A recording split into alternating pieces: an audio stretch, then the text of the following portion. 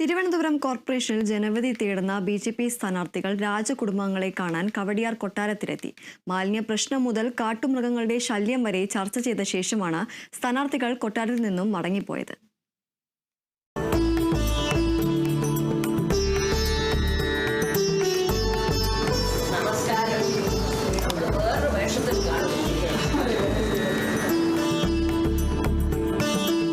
രാജഭരണകാലമല്ലെങ്കിലും തെരഞ്ഞെടുപ്പ് കാലത്ത് സ്ഥാനാർത്ഥികൾ അനുഗ്രഹം തേടി കവടിയാർ കൊട്ടാരത്തിലെത്തുന്ന പതിവുണ്ട്. തിരുവനന്തപുരം കോർപ്പറേഷനിൽ മത്സരിക്കുന്ന ബി.ജെ.പി. വനിതകളും പതിവ് തെറ്റിച്ചില്ല. രാജകുടുംബാംഗങ്ങളെ കാണാൻ എത്തി.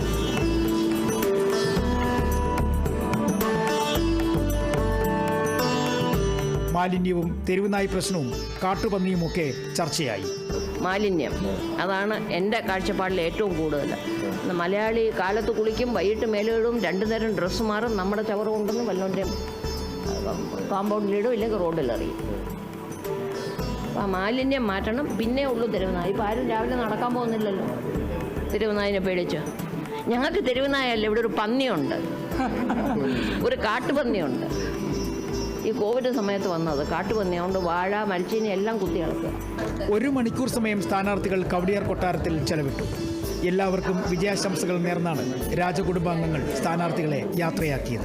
ഇവിടെ വന്നിരിക്കുന്ന എല്ലാവർക്കും ഭഗവാന്റെ അനുഗ്രഹം കൊണ്ട് ഏത് രീതിയിലാണോ ഭഗവാൻ നിശ്ചയിച്ചത് ആ രീതിയിലുള്ള അനുഭവങ്ങളൊക്കെ കിട്ടട്ടെ.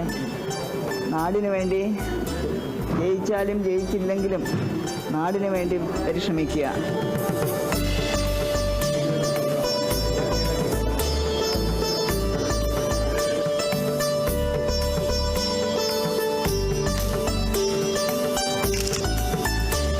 Kerala vision news, Thiruvananthapuram.